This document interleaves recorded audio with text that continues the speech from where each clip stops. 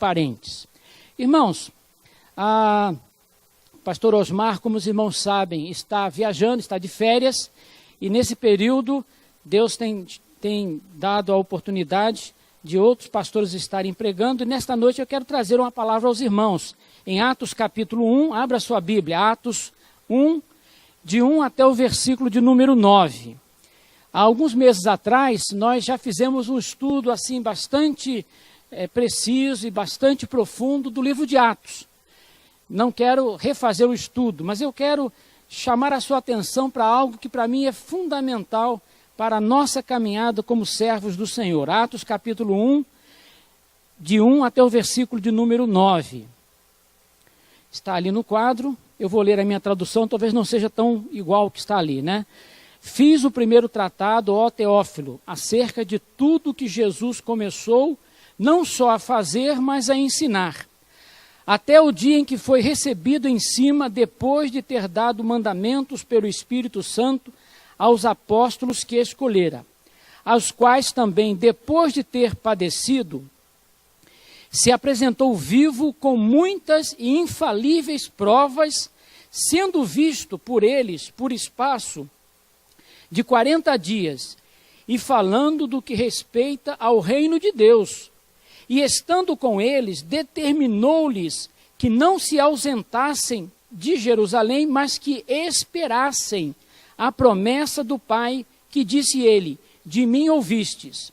Porque, na verdade, João batizou com água, mas vós sereis batizados com o Espírito Santo, não muito depois desses dias.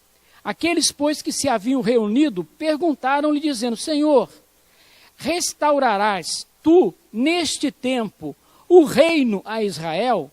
E disse-lhes, não vos pertence saber os tempos ou estações que o Pai estabeleceu pelo seu próprio poder, mas recebereis o poder do Espírito Santo, que há de vir sobre vós, e ser-me-eis testemunhas, tanto em Jerusalém como em toda a Judéia e Samária, e até aos confins da terra. E quando dizia isto, vendo-o eles, foi elevado às alturas, e uma nuvem o recebeu, ocultando-o a seus olhos. Amém. Irmãos, eu estava outro dia sentado ali, e lembrando de quantas mensagens abençoadoras Deus nos permitiu ouvir e participar aqui nesse lugar, não é verdade? Quanta coisa boa Deus nos ensinou este ano, quantos desafios. Deus tem dado a nós a bênção de ter um pastor Osmar, que é o pastor titular da igreja, com uma capacidade tão grande de expressar a palavra de Deus. Eu admiro muito, e eu digo por aí com todo orgulho que eu entendo que o melhor púlpito de Curitiba hoje quem tem é o Bom Retiro, graças a Deus, porque é um homem de Deus com a visão, com a palavra, ele consegue de maneira tão clara expressar a verdade da palavra de Deus. E quantos desafios, irmãos, foram colocados para nós. E eu estava sentado ali um dia pensando, caramba, desculpe usar essa palavra, irmãos, perdoe-me, mas puxa vida, vida cristã só por milagre. Por quê? Porque nós ouvimos que o ideal de Deus é que a gente perdoe aqueles que nos perseguem. Isso é fácil, irmão? Não é mesmo. Nós ouvimos tantas vezes que nós temos que deixar de lado a amargura, que nós temos que aprender a perdoar, que nós temos que aprender a contribuir com alegria e com gratidão e com generosidade no coração. Nós ouvimos que nós precisamos ser o sinal do reino de Deus neste mundo em que nós vivemos, precisamos ser sal da terra e luz do mundo. Nós ouvimos que nós temos que dar graças em todas as circunstâncias da vida, enfim. Quando a gente olha para o padrão de Deus, ou a expectativa que Deus tem para a minha vida e para a sua vida no caminhar com o Senhor, eu posso dizer, sem medo de errar, que a vida cristã só por milagre. Mas, irmãos, é exatamente isso que o texto está dizendo para nós. Que interessante, esse momento aqui, quando o livro de Atos começa, diz que durante 40 dias, olhe bem, irmãos, durante 40 dias, os apóstolos, os crentes, aqueles que seguiam a Jesus, estiveram com Jesus, e interessante que o texto diz, inclusive, que naquele tempo o foco de Jesus foi falar sobre o reino de Deus. E aí, meus irmãos, naquele momento da despedida, os discípulos, aqui no versículo de número 6, aqueles, pois, que se haviam reunido, perguntaram-lhe, dizendo, Senhor, restaurarás tu neste tempo o reino a Israel? 40 dias ouvindo falar sobre o reino de Deus, e eles não entenderam nada, porque essa pergunta dos discípulos aqui estava fazendo referência à ideia de que Jesus ia libertar o povo de Israel do domínio romano e que Israel voltaria a ter aquela glória do tempo de Davi, do tempo de Salomão, ou seja, 40 dias ouvindo do melhor de todos os professores, do mestre, daquele que era o Senhor dos céus e da terra, a respeito do reino, e eles vêm com a pergunta que mostra que eles não entenderam nada. Mas, meus irmãos, é exatamente isso que acontece. Por quê? Porque eu sei que muitos irmãos, quando ouviram eu ler esse texto, especialmente passando ali no versículo 8, e sabendo que eu sou apaixonado pela obra de missões, disse, lá vem o pastor Daniel de novo com a mensagem missionária, né? E recebereis poder ao descer sobre vós o Espírito Santo e sereis minhas testemunhas. Mas, irmãos, nesse texto, olha aí, vou fazer uma pergunta. Antes de Jesus dar esta ordem para que eles fossem testemunhas, tanto em Jerusalém como na Judéia, Samaria, até os confins da terra, Jesus deu uma outra ordem para os discípulos. Vejam aí, quem consegue descobrir? Qual o versículo? No versículo 8 nós temos a ordem de Jesus para que eles fossem testemunhas em todas as nações, em todos os lugares. Mas antes, Jesus dá a eles uma outra orientação, uma outra ordem. Qual foi? Oi? Pode falar. Oi? Isso. Vejam que no versículo 4, irmãos, Jesus disse para eles para que eles esperassem a promessa do Pai. Sabe por quê, irmãos? Porque Jesus sabia que os discípulos, enquanto não fossem batizados pelo Espírito Santo, eles não teriam condições de viver a vida cristã e de fazer nada. Jesus sabia disso muito bem, por isso Jesus não ficou frustrado com aquela pergunta que não tinha nada a ver.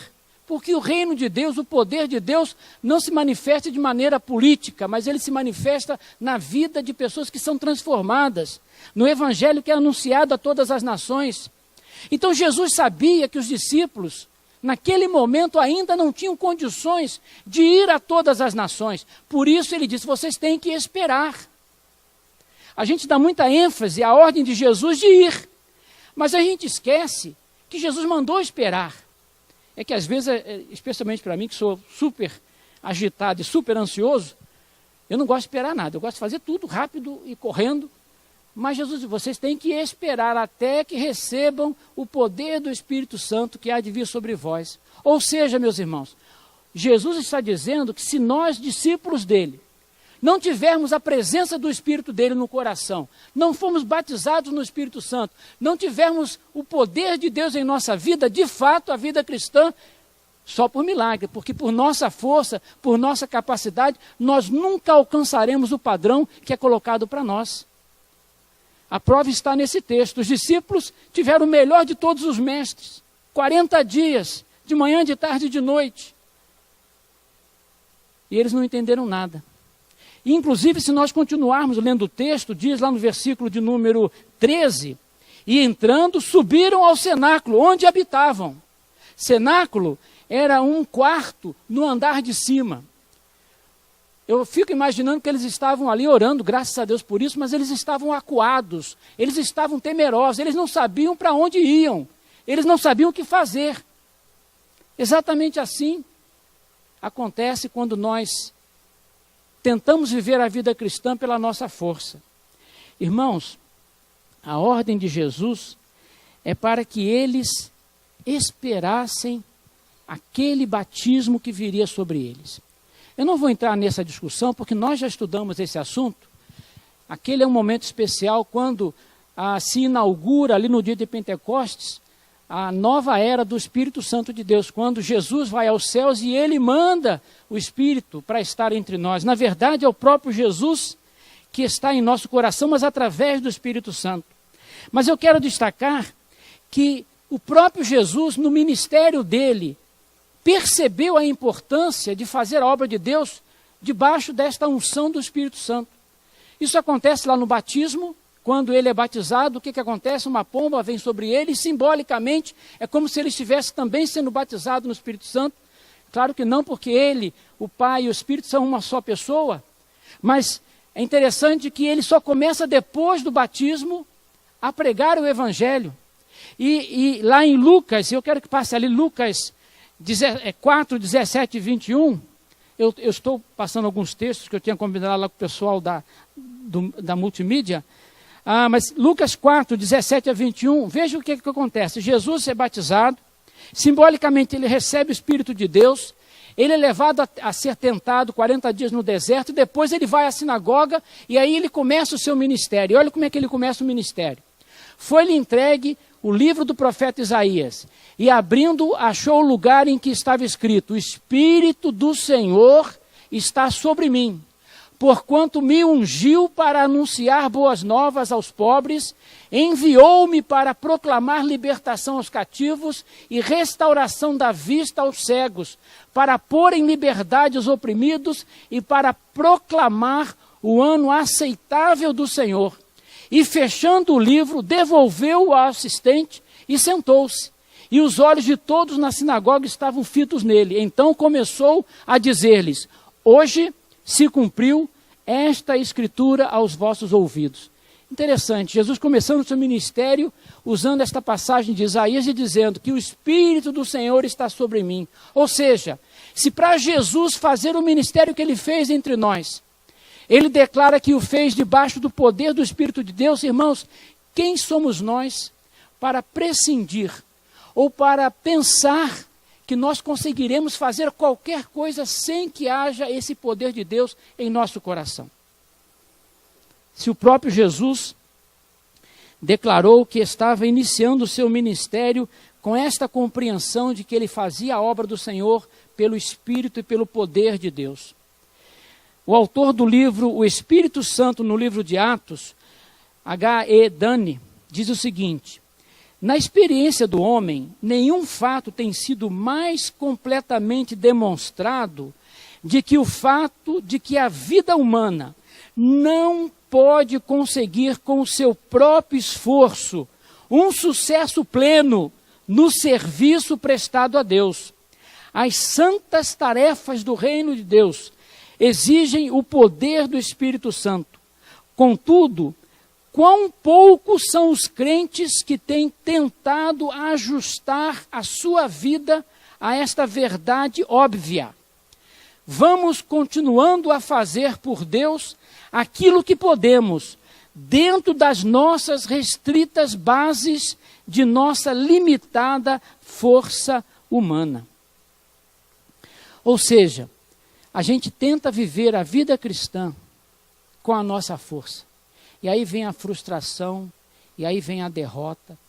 E meu irmão, isso não é algo estranho não, porque é exatamente isso que Jesus está dizendo para nós. Quando ele mandou que os discípulos esperassem, é porque ele sabia que os discípulos não teriam condições de fazer tudo o que fizeram se não tivessem o poder de Deus em suas vidas. Agora, a questão é, quando é que nós recebemos o Espírito Santo? E aqui eu estou mexendo no vespeiro, né? Mas qual é o nosso entendimento como igreja batista sobre esse assunto? Irmãos, talvez aqui seja o ponto em que nós temos a maior diferença com os nossos irmãos que são pentecostais. Porque eles acreditam que a pessoa se converte e ela fica aguardando um dia quando ela vai ser batizada no Espírito Santo, e isso se evidencia quando ela fala em línguas. Mas, irmãos, quando a gente olha para a palavra de Deus, para mim é muito claro que eu recebo o Espírito de Deus no momento em que me converto. Porque é o próprio Espírito de Deus que me convence do pecado, da justiça e do juízo. Romanos capítulo 8, versículo 9 diz que quem não tem o Espírito de Deus, esse tal não é dele. Então, se eu não sou do Senhor, ou se eu não tenho o Espírito do Senhor, a Bíblia está dizendo que eu não pertenço ao Senhor. Em João capítulo 16, versículo 8, é o texto que eu falei, que vai nos convencer do pecado, da justiça e do juízo. Em Atos, versículo 2, Atos 19, 2, dá para colocar aqui? Atos 19, 2. Desculpe porque eu não estou seguindo a ordem da manhã. Atos 19, 2. 19, 2. Está aqui. Obrigado. Eu quero só destacar ali. E sucedeu que enquanto Apolo estava em Corinto, Paulo, tendo atravessado as regiões mais altas, chegou a Éfeso. E achando ali alguns discípulos, perguntou-lhes: recebestes vós o Espírito Santo quando crestes? Paulo estava visitando alguns discípulos em Éfeso e ele conversando com os discípulos, ele percebeu que havia alguma coisa errada. E ele perguntou: vocês receberam o Espírito Santo quando vocês creram em Jesus? Quando crestes? E eles disseram: nós nem sabemos que história é essa do Espírito Santo. Se não fosse importante, Paulo teria passado direto. Tudo bem, vocês vão entender isso algum dia, mas não, ali mesmo, eu entendo que naquele momento ele explicou o Evangelho, explicou o que significava aceitar Jesus, e diz o texto mais adiante, que então Paulo impôs as mãos, orou por eles, e eles foram, naquele momento, batizados no Espírito Santo. Ou seja, eles creram em Jesus, naquele momento eles receberam o Espírito do Senhor. Em Atos 2, versículo 38, dá para colocar Atos 2, 38? Pedro então lhes respondeu: arrependei-vos e cada um de vós seja batizado em nome de Jesus Cristo para a remissão de vossos pecados e recebereis o dom do Espírito Santo. Ou seja, ao se arrepender, ao entregar a vida para Cristo, você então recebe o dom do Espírito Santo. Então a questão para nós não é se nós temos ou não temos o Espírito de Deus. Se você um dia entregou sua vida para Cristo, se você um dia reconheceu que precisava de Jesus, o Espírito de Deus vai habitar em seu coração. Quando Jesus, lá em Apocalipse, diz que ele está à porta e bate, se alguém ouvir a minha voz e abrir a porta, eu entrarei.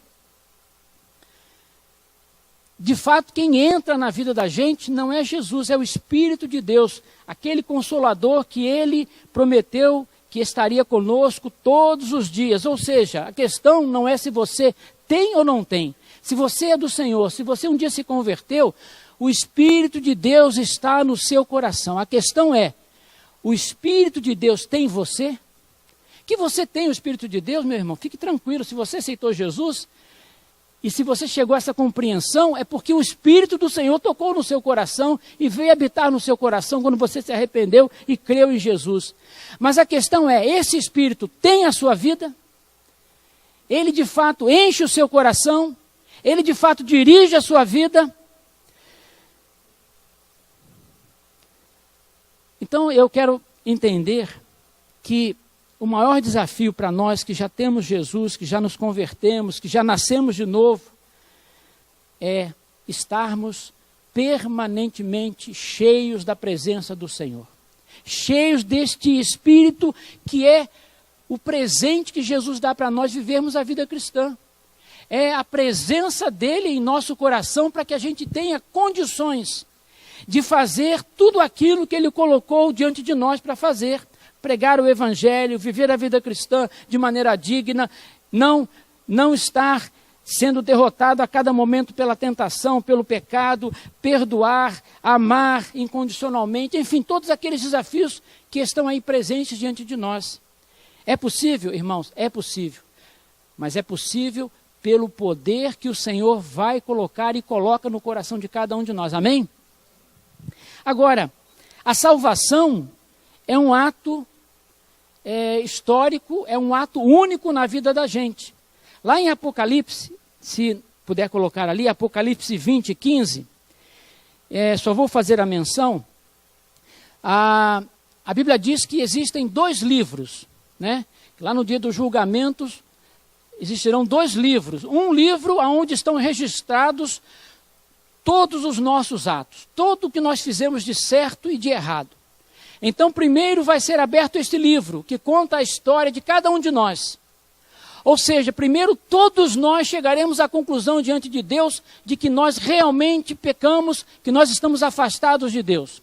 Mas, no versículo 15, A Bíblia fala que é um segundo livro, o livro da vida. E aí então se abre o segundo livro e diz assim: Daniel, no primeiro livro, pecador, errou aqui, errou ali, não merece isso, de fato errou aqui, fez aquilo. Mas, Daniel, aqui no segundo livro, que é o livro da vida, um dia entregou a vida para Cristo.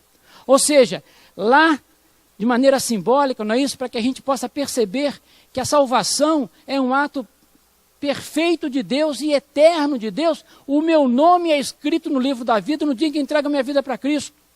E Jesus diz lá em João capítulo 6, versículo 37, que o que é nascido da carne é carne, e o que é nascido do Espírito é Espírito. Não te admires que eu te haver dito: necessário vos é nascer de novo. O vento sopra onde quer e ouves a sua voz, mas não sabes de onde vem nem para onde vai. Assim é todo aquele que é nascido do Espírito. Ou seja, o Espírito de Deus é que me leva a esse nascimento, a esse encontro com Cristo. E em João 6, 37, que não foi esse versículo que eu li, diz que de maneira alguma Jesus vai nos lançar fora. Ou seja, o nome escrito no livro da vida nunca será apagado. Ou seja, nós cremos que a salvação é um ato eterno de Deus quando eu me arrependo, quando eu me entrego para Ele. Mas, irmãos, ser cheio do Espírito Santo é um ato de cada dia. Por isso que a Bíblia, quando fala sobre esse assunto, ela, quer ver? Olha alguns termos que a Bíblia usa. Primeiro, Efésios 5,18. Não vos embriagueis com vinho, mas enchei-vos do Espírito Santo. Se Paulo diz para os crentes de Éfeso que eles precisavam se encher do Espírito Santo, é porque Paulo estava admitindo que muitos deles não estavam cheios do Espírito Santo. Porque se ter o Espírito fosse igual a estar cheio do Espírito, Paulo não precisaria dizer que eles precisavam se encher do Espírito Santo de Deus. A Bíblia também fala que nós não devemos entristecer o Espírito de Deus. Então nós podemos com a nossa vida entristecer, limitar o Espírito de Deus em nosso coração. A Bíblia também fala, enchei-vos, não entristeçais o Espírito Santo de Deus. Desculpe, me fugiu aqui na mente um outro texto que também nos leva a esta compreensão de que a presença do Espírito é algo dinâmico na minha vida. E o próprio livro de Atos. O próprio livro de Atos, irmãos. Se a gente vai olhando, eu vou citar aqui alguns textos sequenciais no livro de Atos. Por exemplo, esses não vão passar ali não, mas veja, Atos 2:4 diz que todos foram cheios do Espírito Santo. E aí passaram-se alguns dias, e Atos 4:31 diz que novamente todos foram cheios do Espírito Santo. O que a gente entende? Que alguns que foram cheios do Espírito Santo lá em Atos 2, no momento do batismo do Espírito Santo, naquela caminhada até o capítulo 4, não sei exatamente, não contei, não fiz uma pesquisa de quantos dias se passaram, mas diz que novamente todos foram cheios. Então, pelo menos alguns ali haviam, não gosto de usar o termo esvaziado, né? Mas digamos assim, haviam tomado de volta o controle da vida. Atos 7:55 diz, estando cheio do Espírito Santo, se referindo a Estevão. Então, naquele momento em que ele estava sendo apedrejado, a Bíblia diz que ele estava cheio do Espírito Santo. Atos 9:17, na conversão de Paulo, quando o profeta ora por ele, caem as escamas dos olhos, a Bíblia diz que naquele momento Paulo ficou cheio do Espírito Santo. Mas esse mesmo Paulo, no capítulo 13, versículo 19, diz que ele novamente foi cheio do Espírito Santo. E no capítulo 13:52, diz que todos que estavam reunidos foram cheios do Espírito Santo. Ou seja, a gente percebe quando a gente vai estudando ali o movimento da igreja, que em vários momentos a igreja foi cheia do Espírito Santo. Isso mostra para nós, irmãos, que enquanto a salvação é um ato de Deus eterno, que não pode ser mudado, e que ninguém vai nos arrebatar das mãos do Senhor Jesus, o diabo não tem poder mais sobre a vida da sua alma, a plenitude do Espírito Santo é algo de todo dia. Ou seja, você pode estar cheio do Espírito Santo hoje e amanhã não. E o grande desafio, irmãos, para vivermos a vida cristã, é deixarmos ser possuídos pelo Espírito de Deus. Batismo, recebimento e conversão é um ato, mas o enchimento acontece várias vezes na vida. Eu, quando tinha mais ou menos 15 anos de idade, foi um período muito abençoado na minha vida. Eu tive um líder de adolescentes, pastor Newton, que inclusive está aqui em Curitiba hoje. Ele está numa outra igreja, amanhã a gente vai se encontrar para tomar um café juntos. É meu amigo, meu pai na fé. Ele me levou num congresso da Cruzada Mundial Estudantil para Cristo. E muitos aqui conhecem a Cruzada. E lá eu aprendi que eu precisava buscar permanentemente ter a vida cheia do Espírito de Deus, porque é esse Espírito que me capacitaria a viver a vida cristã da maneira como foi idealizada por Deus. Não para meu bem próprio, mas para que eu pudesse ser abençoado e abençoar aquelas que estavam andando comigo. E eu me lembro que lá eu ouvi sobre a respiração espiritual.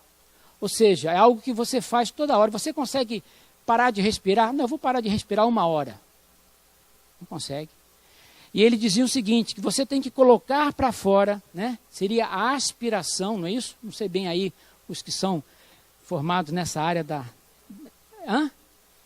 Expirar e aspirar, tá certo. Expirar é colocar para fora. Obrigado, minha amada Denise, sempre me socorrendo nos momentos mais difíceis. Então, então eu vou expirar, colocar para fora o pecado, aquelas coisas que entristecem o coração de Deus. E eu vou inspirar, vou colocar para dentro a oração para que o Senhor me encha, me torne pleno do seu Espírito. Não que eu perca o Espírito de Deus e ganhe de novo, nunca. Ele está sempre comigo. Mas a Bíblia diz que eu posso extinguir, lembrei, eu posso entristecer, eu posso extinguir e eu posso esvaziar. Por isso a Bíblia diz que eu preciso estar cheio. A vida cristã, meus irmãos, é um desafio. Jesus prometeu estar conosco sempre, através do Espírito Santo. Ele não chegou e disse assim, olha, esse aqui é meu padrão, te vira. Não, esse é meu padrão e eu estou com você. Eu estarei com você todos os dias através do meu Espírito. E o meu Espírito vai capacitar você, vai te encher de poder para você ser tudo aquilo que eu sonhei que você fosse como meu discípulo.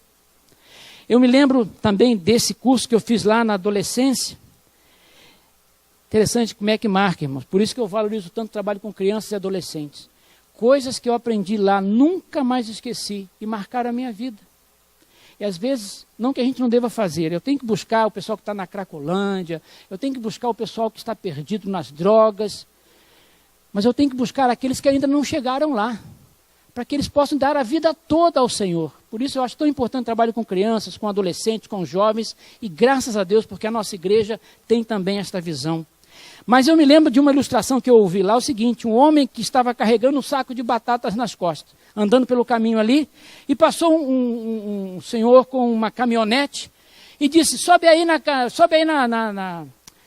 carroceria, e eu vou te dar uma carona. E o senhor com o saco de batatas subiu lá na carroceria, e o rapaz tocou a sua viagem, e no momento que ele olhou ali no retrovisor, ele percebeu que o rapaz estava lá na carroceria com um saco de batata nas costas, tentando se equilibrar.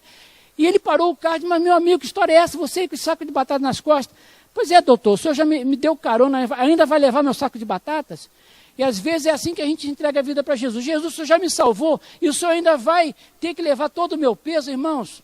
Quando eu fui alcançado por Jesus e você também, todo o preço do seu pecado foi pago por Jesus, amém?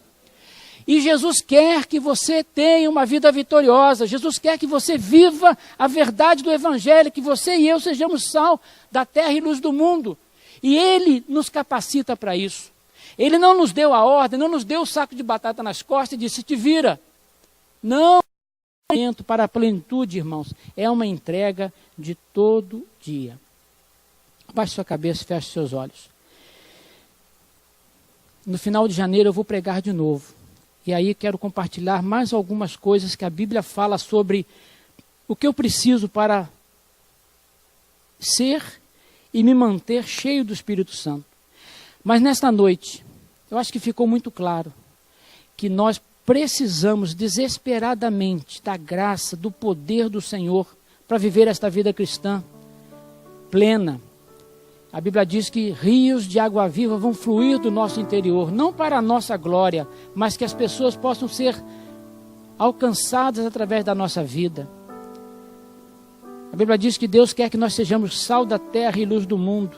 Não importa a quantidade, às vezes uma pequena quantidade, fazendo-nos de mim e mais do Senhor. Ó Deus, nós te agradecemos, Senhor, porque um dia nós fomos alcançados pela Tua palavra. E o nosso nome foi escrito no livro da vida. E Jesus disse que ninguém, nenhum poder no céu ou na terra pode nos arrancar dos seus braços. Mas, ó Deus, não apenas nós fomos salvos, mas o Senhor também quer nos capacitar pela presença do Teu Espírito em nós para a vida cristã, que é um desafio a cada dia para nós. Ó Deus, por isso nós queremos dar o primeiro passo, ó Deus, quer dizer, Senhor, nós não sabemos, nós não conseguimos, mas nós cremos que o Senhor sabe e o Senhor pode fazer em mim e através de mim.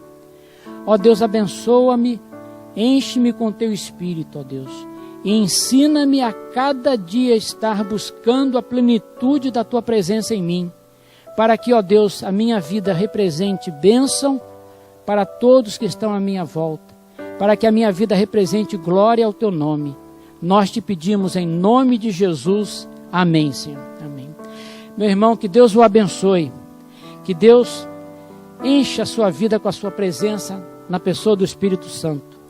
E que juntos como igreja nós possamos, de fato, fazer diferença nesse mundo em que nós vivemos. Amém. Obrigado, pastor Daniel. O livro de Jeremias, capítulo 15 ou 16, o Senhor falando a Jeremias sobre Judá, ele diz assim que o pecado de Judá é escrito com ponteiro de diamante no seu coração e na ponta dos altares. Eu não acredito que ele esteja falando apenas de Judá. Depois a gente vai vendo para frente, ele diz que todos pecaram, não há um justo sequer. E é por isso que Jesus morreu, porque não tínhamos como reverter essa situação do pecado na nossa vida. Mas não foi só por isso, não. Essa mensagem do pastor Daniel nos esclarece isso. Foi também para que a partir disso, resolvido o pecado, pudéssemos viver para a glória dele, através do seu Espírito que habita em nós. Deixa o saco de batata do lado. Aceite a carona completa do Senhor na tua vida. Não apenas a salvação, mas aceite a vida plena dele, através do Espírito. Vamos ficar de pé, vamos orar? Muito boa palavra, muito boa mensagem, pastor Daniel. Que o Senhor te inspire ainda muito mais no final de janeiro, quando o Senhor volta a pregar. Pai, muito obrigado pela vida do pastor Daniel. Obrigado porque teu servo tem se dedicado e tem buscado a tua face. E o Senhor tem dado a ele experiências tremendas. E ele pôde compartilhar uma delas conosco. Obrigado porque é assim mesmo que a tua palavra nos diz. Que nós devemos ser cheios do teu Espírito. E é dessa forma, através do teu Espírito, que nós podemos vencer o mal. Que ele é escrito no nosso coração com ponteiro de diamante, com ponta de ferro. Senhor, nós oramos para que essa palavra, o teu Espírito, aplique na necessidade e na individualidade de cada um de nós. Eu sei que cada um de nós aqui temos áreas que não conseguimos lutar, e uma das razões é porque queremos lutar na força do nosso braço. Senhor, nós nunca venceremos dessa forma. Eu oro para que o teu Espírito nos ajude a te buscar. Incline o nosso coração nessa semana, Senhor, a te buscar. Pai, nós reconhecemos que nós precisamos do Senhor até para te buscar. Efetua no nosso coração tanto o querer como o realizar. Que o amor de Deus Pai, a graça e o amor do Filho que nos salvou e a companhia perene, doce e permanente do teu Espírito seja com cada um de nós e com toda a tua igreja em toda a face da terra, hoje e para sempre, em nome de Jesus. Meu irmão, boa semana, bom fim de ano, boas festas. Que Deus te abençoe com muita saúde, muita alegria, que você possa ser cheio do Espírito dele e continuar sendo cheio. Deus abençoe.